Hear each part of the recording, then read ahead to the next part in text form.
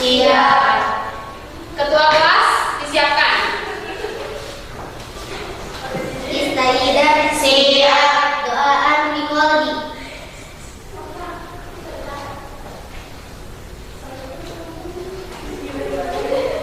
Qala salaman. Assalamualaikum warahmatullahi wabarakatuh. Waalaikumsalam warahmatullahi wabarakatuh. Baik anak-anakku sekalian, hari ini seperti yang Ibu sudah bilang bahwa kita akan memasuki materi yang baru. Namun sebelum Ibu memasuki pembelajaran yang baru, Ibu absen terlebih dahulu ya. Iya, Bu. Anggun, Hadir, Bu. Ayu, Hadir. hadir. Devi Natasha, Hadir. kenapa pakai masker?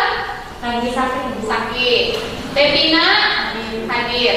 Dina, Hadir. Helma, hadir. Meisha, Ningita, Nisa, Hadir. hadir. Rahma, hadir. Rimrin, Trisni, Hadir. Tripesa, Hadir. Serli, Hadir. Cindy, Hadir. Siti, terakhir Tera. Oke. Ya, baik anak-anak, sebelum masuk ke pembelajaran yang pertama, masih ada yang ingat di minggu kemarin kita belajar mengenai materi apa? Oke, Rahma, coba jelaskan. Mengenai pelayanan keperawatan. Yang pertama, poin pertama mengenai aspek-aspek mutu, yaitu keandalan, ketanggapan, jaminan, empati atau kepedulian, bukti langsung atau berwujud. Yang poin kedua yaitu faktor-faktor yang mempengaruhi pelayanan keperawatan, yaitu pendidikan, lama bekerja, pengetahuan, sikap, kondisi psikologi, dan komunikasi. Yang ketiga, indikator mutu pelayanan, yaitu caring, kolaborasi, kecepatan, empati, koordinasi, sinkreti, counter. Yang keempat, tingkatan pelayanan kesehatan, yaitu promosi kesehatan, pelindung khusus, diagnosis dini, dan pengobatan segera. Yang kelima, lembaga pelayanan kesehatan, yaitu rawat jalan, institusional, hospice, dan agensi berbasis komunitas. Oke, bagus. Tepuk tangan untuk Rahma. Oke, bagus ya. Seperti yang dikatakan Rahma, mengenai materi pembelajaran di minggu kemarin, kita belajar mengenai pelayanan keperawatan. Tadi salah satunya ada keandalan, ada ketanggapan, ada caring, ada bukti langsung. Itu salah satu merupakan suatu pelayanan bisa dinilai baik apabila terdapat unsur-unsur tersebut. Selain itu tadi ada faktor-faktornya dan ada rawat-rawat jalan di dalam instansi masing-masing. Dalam artiannya apa? Pelayanan keperawatan tidak dilakukan di rumah sakit saja, yang ada dimanapun berada, baik di klinik, puskesmas, rumah sakit, pasti itu dikatakan sebagai pelayanan keperawatan. Paham? Oke. Nah, untuk hari ini kita akan belajar mengenai materi yang baru. Apa itu? Oke, Ibu kasih lihat sebentar.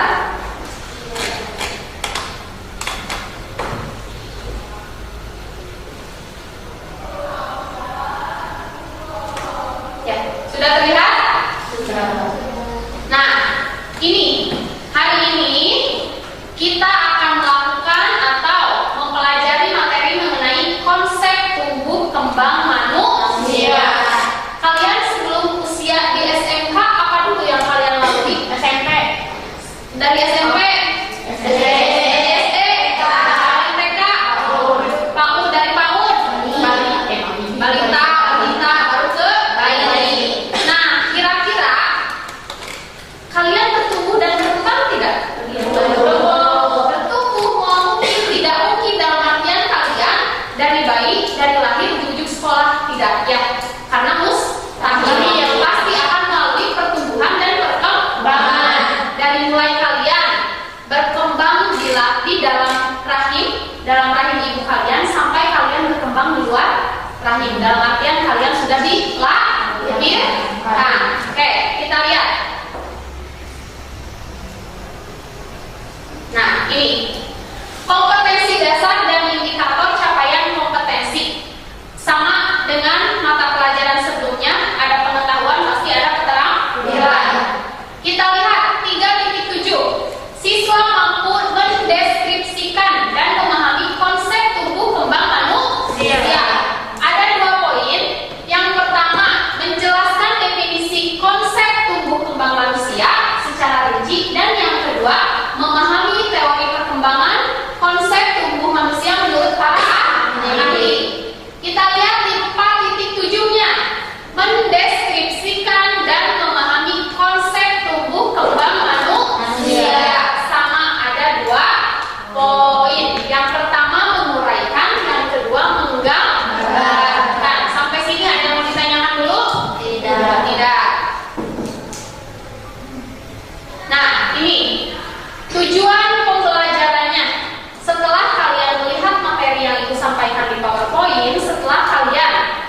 berdiskusi dengan kelompok hal apa saja yang harus kalian pahami tadi dari capaian indikator kompetensi. Ada 4 poin. Setelah peserta didik membaca teks di PowerPoint dan berdiskusi kelompok, kalian harus mampu yang pertama menjelaskan definisi, yang kedua memahami teori perkembangan, yang ketiga menguraikan, dan yang terakhir menggambarkan faktor-faktor yang mempengaruhi tumbuh kembang manusia.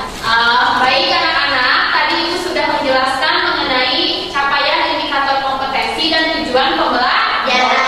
Nah, sekarang kalian semua wajib menyimak isi video yang akan Ibu tampilkan. Siap? Siap.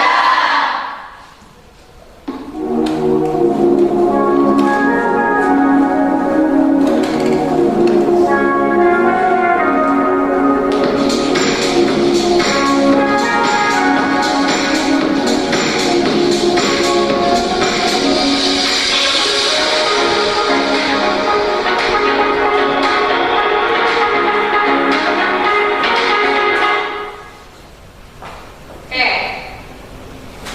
Di sini ada penjelasan salah satu ciri manusia sebagai makhluk hidup adalah mengalami pertumbuhan dan perkembangan. Artinya apa? Oke, Yas. Jadi artinya ialah salah satu ciri manusia sebagai makhluk hidup adalah mengalami pertumbuhan dan perkembangan. Pertumbuhan bisa kita artikan sebagai sesuatu yang dapat terlihat oleh mata, seperti dari bayi menjadi balita, dari balita menjadi anak prasekolah dan sebagainya. Dan untuk perkembangan ialah sesuatu yang menjadi kayak fungsinya tuh menjadi lebih Baik, lebih sempurna. lebih sempurna. Jadi semisal dari kita yang belum bisa menulis jadi bisa menulis seperti itu dan sebagainya. Oke, tepuk tangan untuk Tia. Itu tadi betul ya yang dikatakan Tia. Salah satu ciri manusia makhluk hidup itu bertumbuh dan berkembang. Yang tadi seperti Ibu katakan di awal, kalian sebelum SMK pasti SMP, sebelum SMP pasti SD, PAUD, TK, balita, batita sampai dari bayi. Jadi dalam artian ada pertumbuhan dan ada perkembangan yang dilalui bukan dilakukan.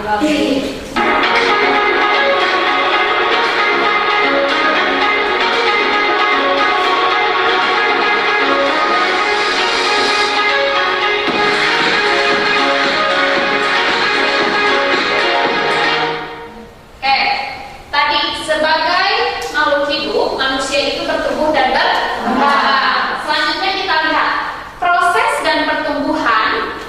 pertumbuhan dan perkembangan itu sendiri terjadi di dalam rahim dan di luar rahim. Artinya apa? Oke, ayo.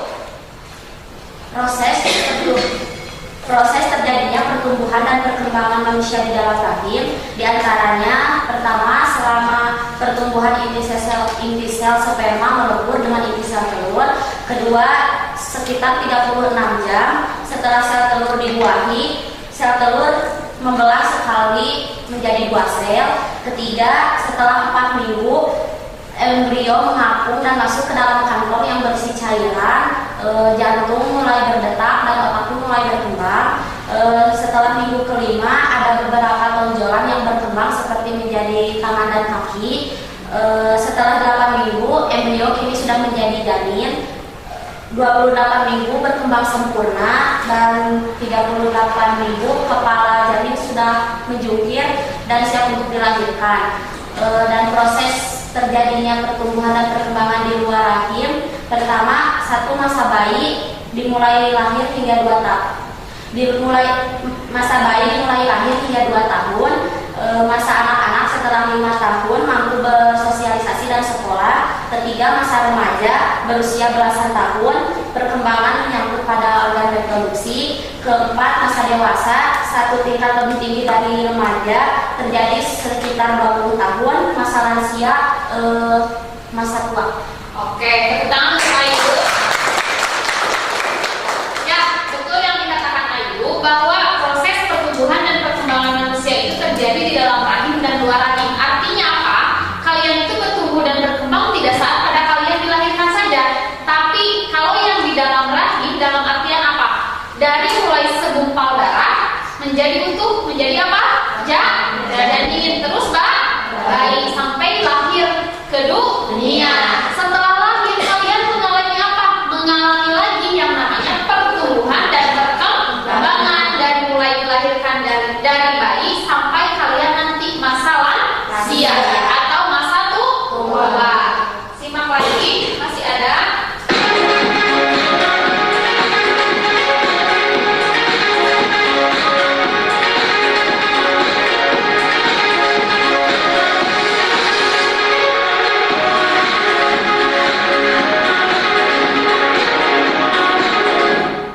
Nah, ini tadi yang dikatakan oleh Ayu.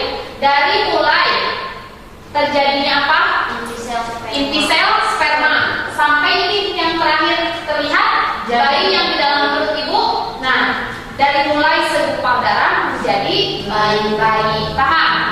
Ini pertumbuhan dan perkembangan di dalam rahim.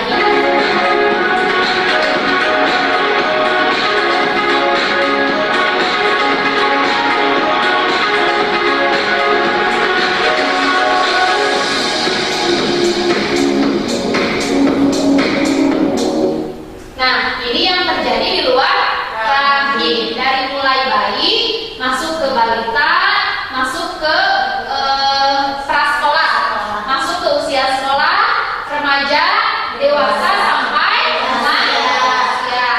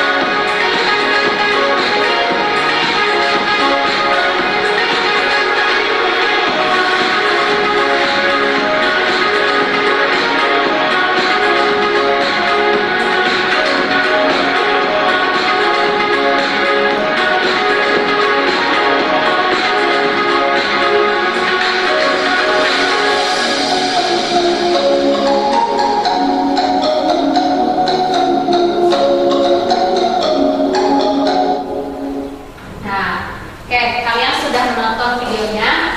Sebelum ibu lanjut ke materi, ada yang bisa menyimpulkan isi dari video yang sudah ditonton? Oke, so boleh.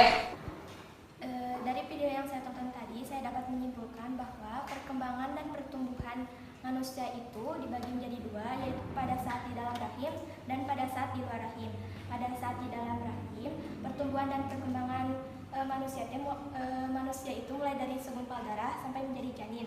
Sedangkan di luar rahim, pertumbuhan dan perkembangan manusia itu dimulai dari masa bayi, balita, prasekolah, anak-anak, remaja, dewasa, dan lansia. Oke, tepuk tangan untuk ini. Tuh ya, tadi video yang telah disimak, kita mempelajari masa pertumbuhan dan perkembangan manusia dari mulai di dalam rahim dan di luar rahim. Ada yang bertanyakan dulu mengenai video tadi? Cukup. Oke, kita lanjut. Apa itu tumbuh dan berkembang? Oke, Anggun. Pertumbuhan adalah perubahan dalam jumlah besar, ukuran atau individu, tingkat sel, organ maupun individu, dan pertumbuhan adalah bertambah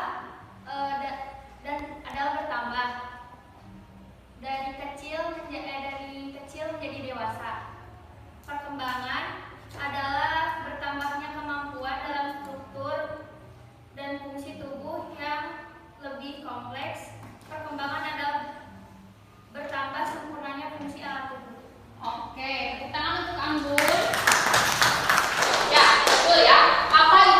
dan berkembang. Kalau tubuh terlihat dalam artian yang tadinya kecil menjadi dewasa.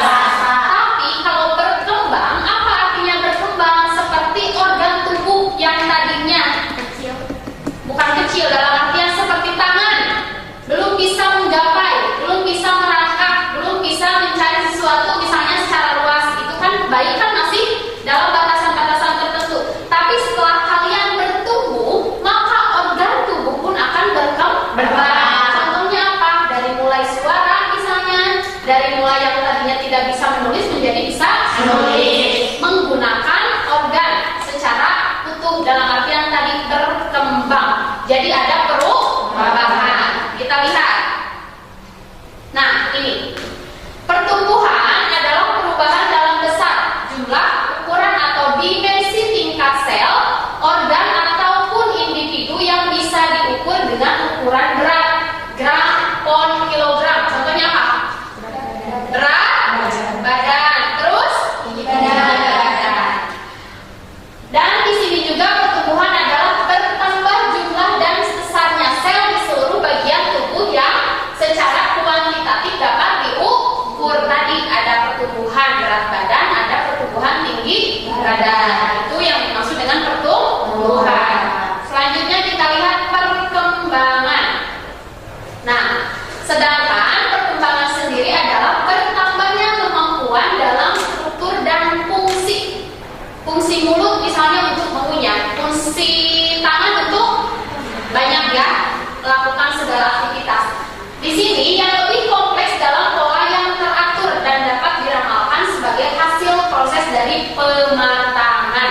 Jadi artinya manusia semakin bertumbuh pasti berkembang, tumbuh kembang. Jadi artinya berbeda. Ke materi selanjutnya. Nah, di sini ada pola pertumbuhan dan perkembangan. Pola pertumbuhan fisik terarah dibagi menjadi dua. Ada sefalokaudal dan ada proksimal distal. Ada yang bisa menjelaskan artinya apa? Oke, Evi. Pola pertumbuhan dan perkembangan itu dibagi menjadi dua, yaitu sefalokaudal dan proksimal distal. Sefalokaudal adalah pertumbuhan yang terjadi dari atas kepala hingga ujung kaki, dan proksimal itu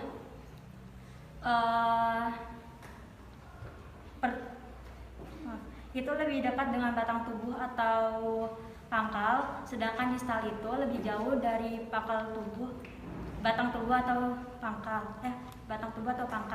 Contohnya dari proksimal itu, siku terletak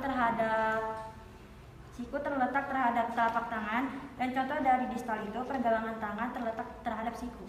Ini ya, tepuk tangan dulu untuk Devi.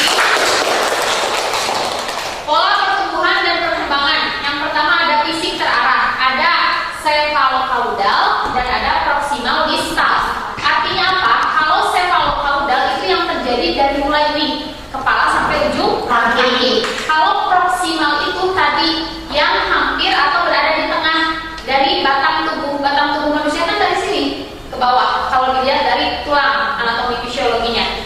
Nah, sedangkan siku tidak jauh dari batang tubuh, betul tidak? Ada di dalam, ada di pertengahan, belum ke ujung. Nah, kalau yang contohnya distal itu sudah ada di ujung atau bagian bawah. Kalau di tangan itu sudah termasuk di pergelangan. Pergelangan jauh tidak dengan batang tubuh jaraknya?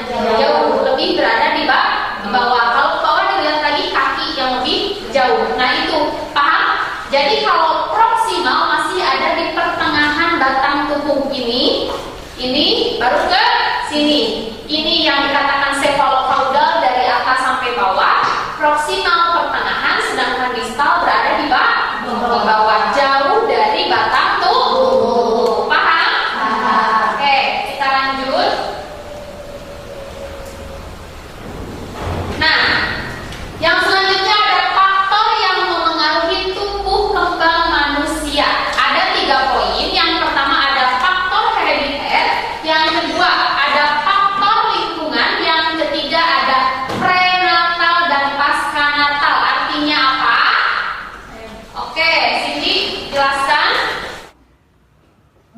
faktor yang mempengaruhi tumbuh kembang manusia, diantaranya ada faktor herediter, faktor lingkungan, dan yang ketiga ada faktor prenatal dan pascanatal.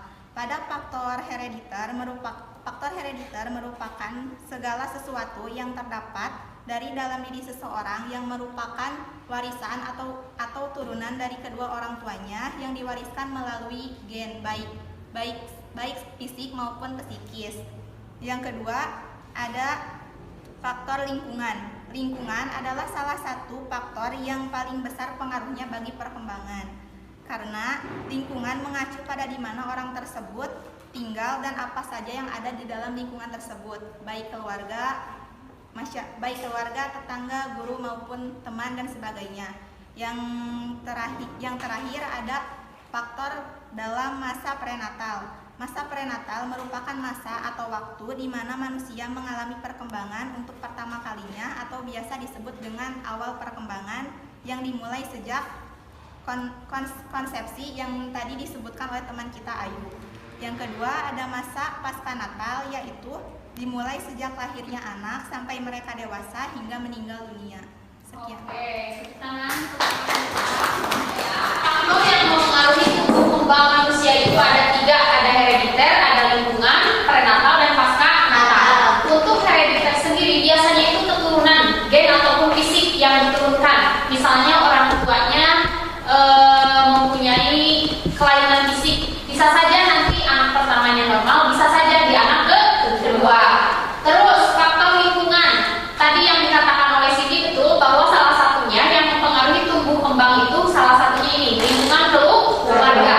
Yang paling utama pasti di keluarga. Selanjutnya lingkungan teman kalian. Misalnya kalian bergabung dengan orang-orang yang notabene misalnya rajin, pasti pertumbuhan perkembangan kalian karena semakin segala sesuatu yang intinya kalian semakin penasaran, rasa ingin tahunya semakin tinggi, pasti pertumbuhan perkembangan pun akan cepat. Beda lagi dengan lingkungannya yang misalnya secara garis besar orang-orangnya yang malas, tidak mau bekerja. Nah itu salah satu yang mempengaruhi faktor tumbuh kembang. Dan yang terakhir prenatal pascanatal. Prenatal itu masa hamil, jadi dalam kandungan. Dan untuk pascanatal pada saat kalian dilahirkan. Paham? Ada yang mau ditanyakan dulu mengenai faktor? Tidak, cukup lanjutkan. Nah, ini tahapan pencapaian pertumbuhan. Tahapan pencapaian pertumbuhan dan perkembangan dimulai pada anak, dapat dikelompokkan ke dalam 2 kelompok besar, yaitu yang pertama ada usia 0 sampai 6 tahun, yang kedua ada usia 6 sampai 12 tahun, yang ketiga remaja 12 sampai 18 tahun. Kalian termasuk di mana? Remaja. Dewasa 18 sampai 60, dan terakhir ada masa tua atau lansia.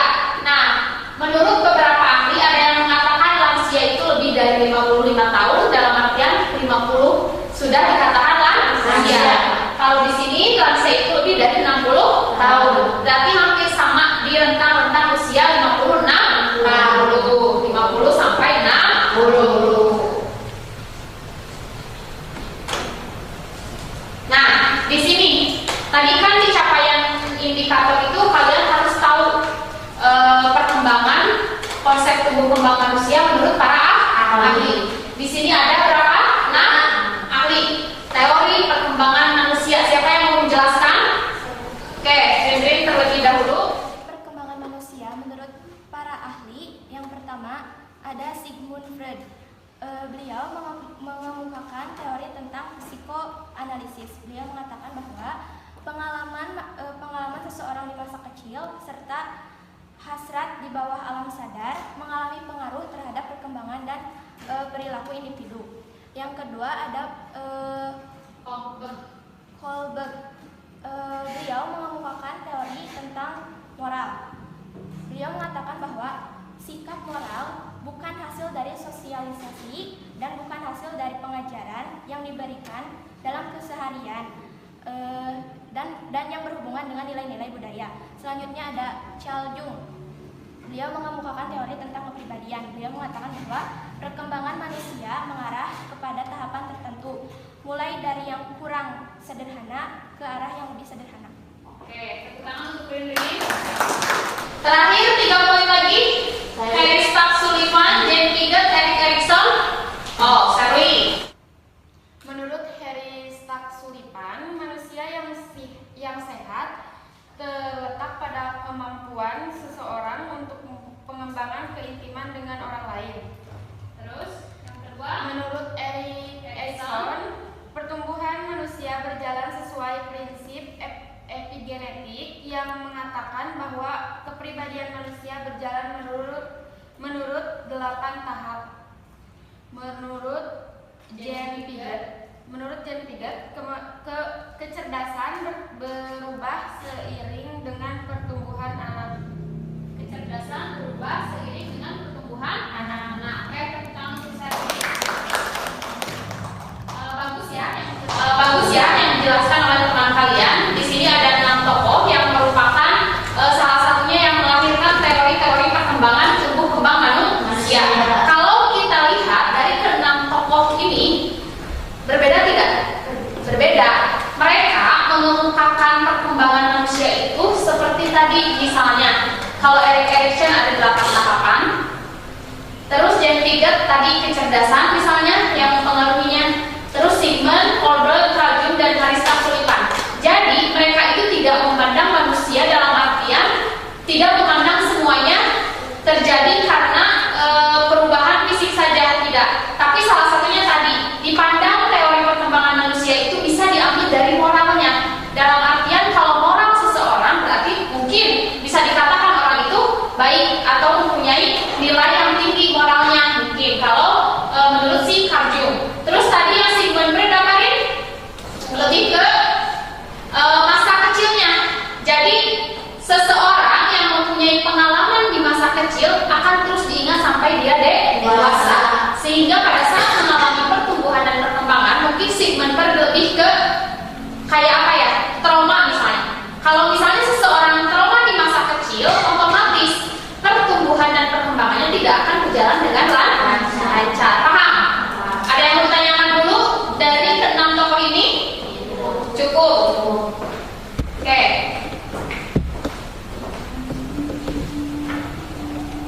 Oh iya, ternyata habis. Nah, itu teori perkembangan tumbuh kembang manusia. Dari mulai kita tadi tahu mengenai definisinya tumbuh itu apa, kembang berkembang itu apa. Nah, sebelum Ibu tutup pembelajaran, karena kalian sudah paham tidak? Paham, insya Allah ya. Nah, Ibu akan bagikan LKPD, tapi kalian duduk secara berkelompok.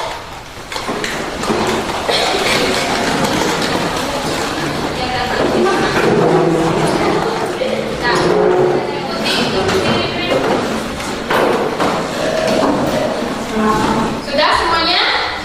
Terkelompok? Sudah. Kelompok 1 mana?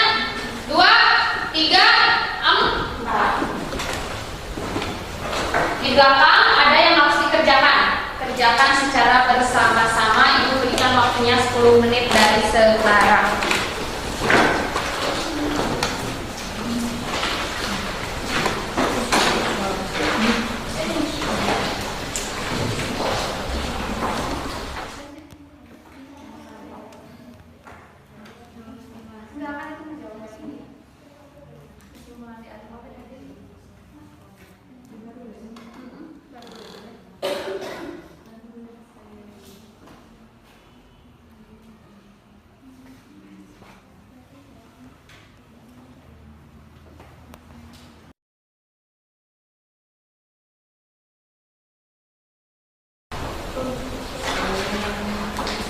Oke, waktunya sudah habis.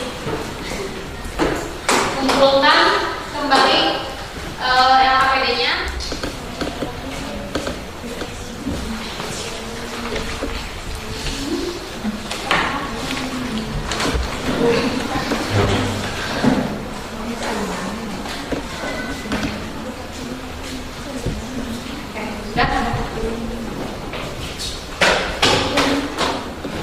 Oke, LKPD-nya sudah dikumpulkan ke Ibu semuanya dari mulai kelompok 1 dan kelompok 4. Nah, sebelum Ibu tutup pembelajaran di hari siapa yang mau menjelaskan mengenai materi yang sudah kita pelajari di hari ini?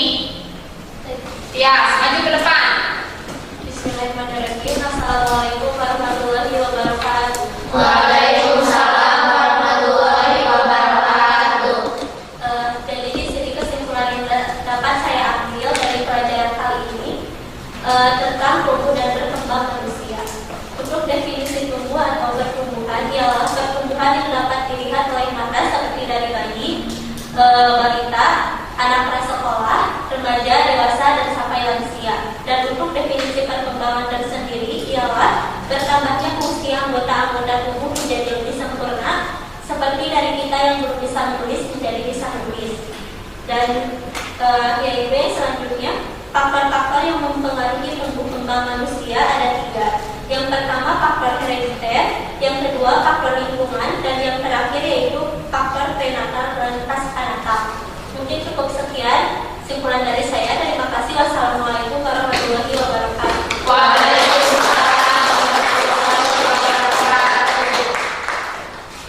Baik anak-anak, karena tadi sudah ada yang menyimpulkan oleh teman kita semua yaitu Tias. Betul yang dikatakan Tias. Kesimpulan hari ini kita belajar mengenai konsep tumbuh kembang manusia. Dimulai dari bertumbuh dan berkembang di dalam rahim sampai di luar rahim. Oke, sebelum Ibu tutup, Ibu akan memberikan refleksi. Buka di kertas 1 lembar, coba tulis oleh kalian semua apa yang kalian tidak tahu sehingga menjadi tahu apa yang menarik di dalam pembelajaran kali ini.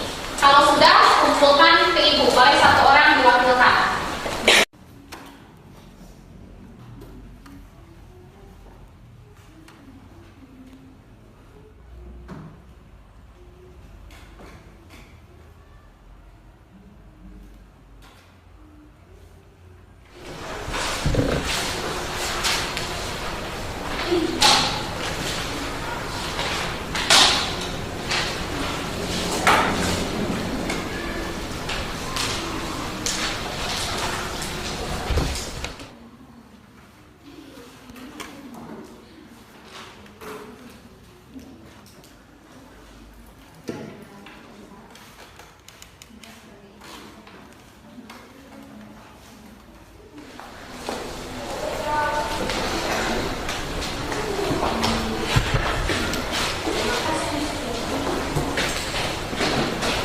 Sudah semuanya ya?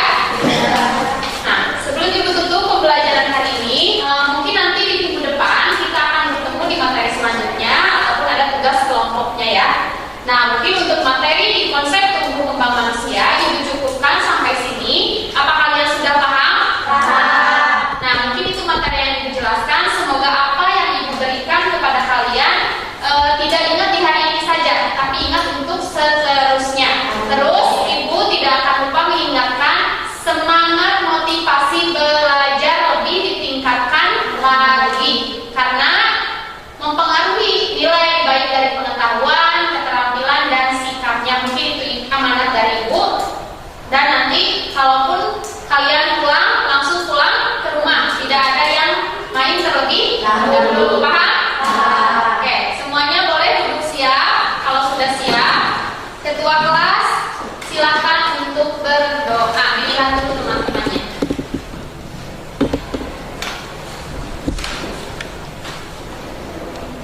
Istaidan siapaan di koloni.